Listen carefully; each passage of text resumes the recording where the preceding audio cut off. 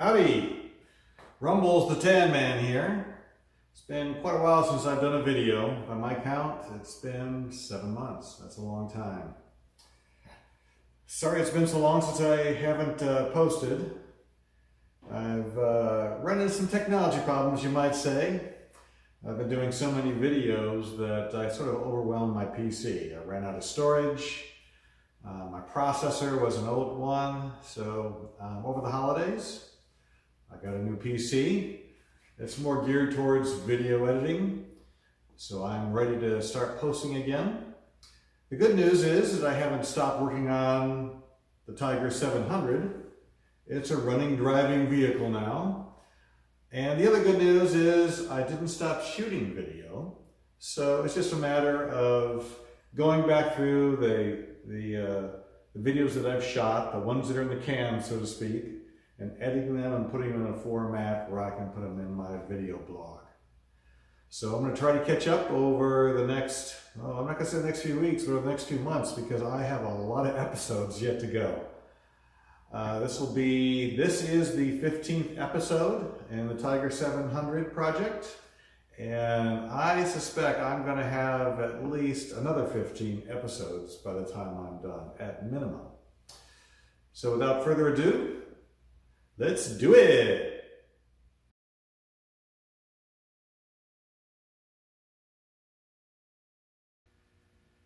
One of the key criteria of the Tiger 700 project was to keep it light.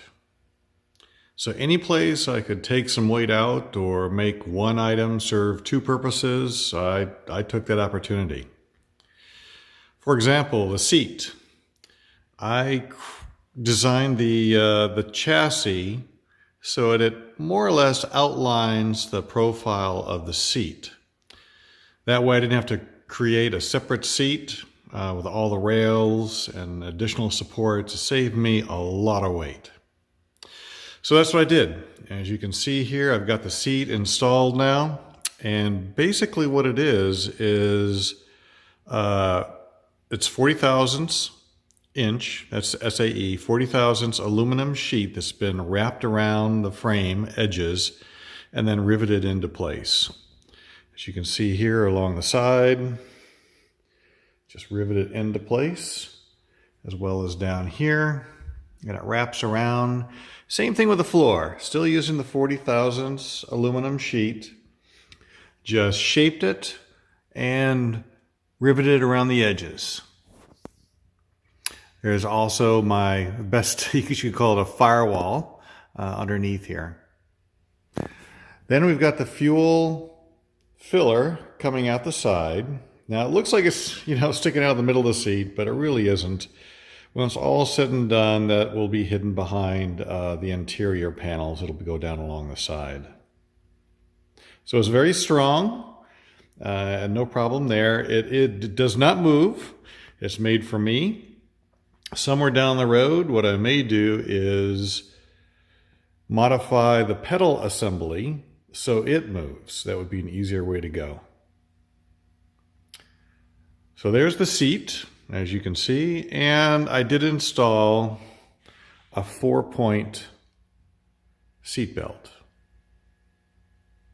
that attaches to the chassis, so it is safe.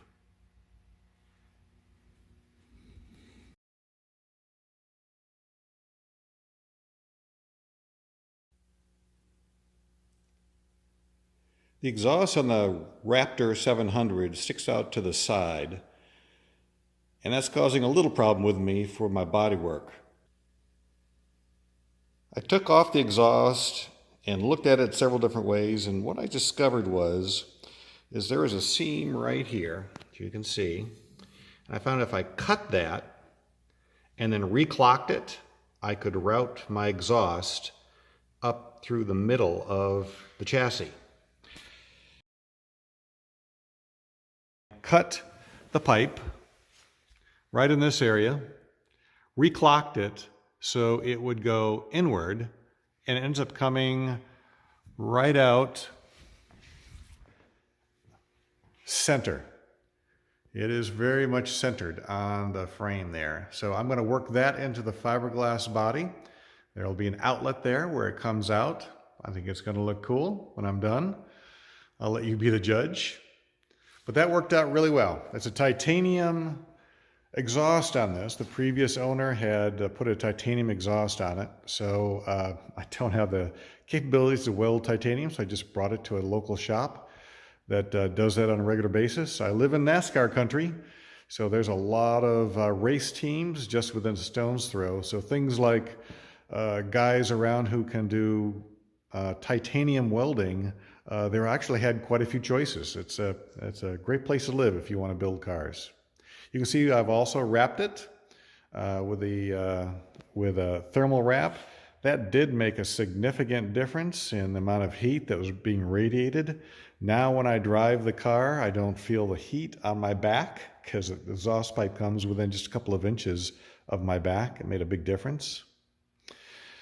If we look at this from the top down, you can see it comes up. There's the exhaust. And I also swapped out the original air cleaner. It was a foam, open cell foam that was oiled type, and it just was falling apart. So I was able to replace it with this K&N filter, and I really wanted one as large as possible to reduce the amount of resistance of air coming in.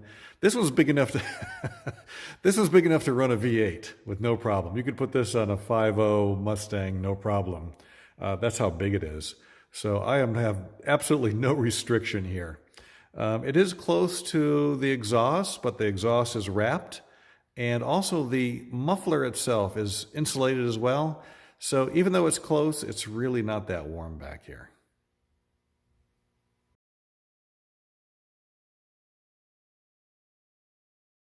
Exhaust pipes are designed to expel heat in order to keep them from melting down. So if you put a thermal wrap around the pipe, it keeps that pipe from expelling the heat and can cause serious damage to those pipes. Here's some examples of what's happened to some mild steel headers and even some stainless steel headers. Now I am using the thermal wrap all the way up to the head on my exhaust pipes because they're made of titanium. Titanium's a really tough metal. But if you're using a mild steel or stainless steel pipe, you may want to consider just not wrapping this thermal wrap all the way up to the head. Leave some space for that really hot area that's coming out of the head, the very beginning of the header. Just leave it open to the air to expel some of that heat to keep you from damaging your headers.